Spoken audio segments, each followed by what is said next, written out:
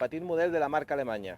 Amb la versió benzina 1.4 TFSI de 150 cavalls, canvi automàtic S-Tronic i amb la tecnologia de desconnexió de cilindres. Si voleu saber com va, acompanyeu-nos.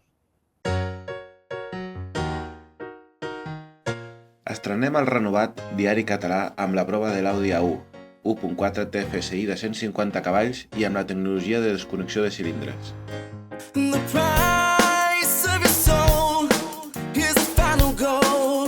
Ja fa 5 anys que Audi va decidir llançar el petit model que donés guerra en un segment on la marca no hi era present. Però sí altres models de la marca rivals com ara el Mini. L'objectiu era ser un referent en el segment, fet que es va aconseguir i ara segueix assolint.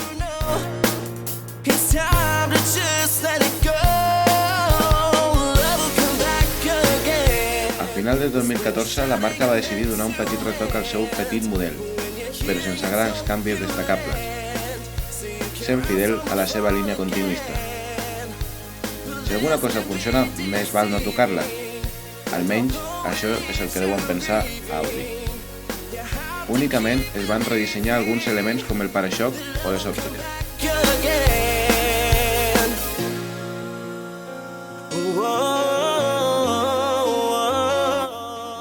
Si ens endinsem i ens acomodem als seus sensacionals seients de cuir d'estil bucket, tindrem una visió privilegiada d'un disseny interior força atractiu i racional.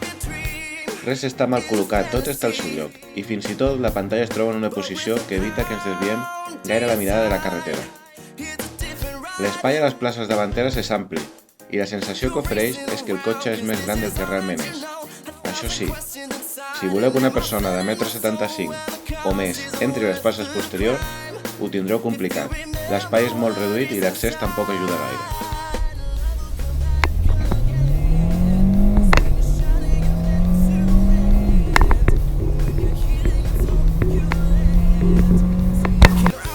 Si parlem de la mecànica, només podem mostrar bones paraules, ja que és un bon exemple de la combinació entre potència i eficiència.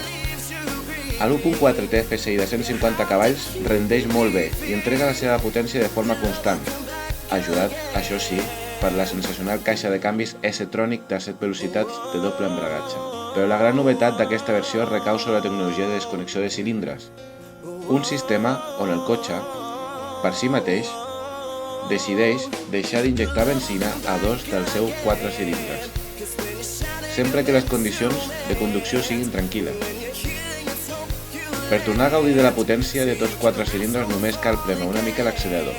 L'Audi A1 és un cotxe urbà que es mou amb suficient agilitat per a aquesta embolicada jungla, però que també es comporta excel·lentment si conduïm per autovies o autopistes. Els consums són ajustats, situant-se sempre al voltant dels 5,5 litres cada 100 quilòmetres. Tot i així, l'aparença esportiva que reuneix el paquet S-Line dona peu a jugar una mica més amb ell per carreteres revirades.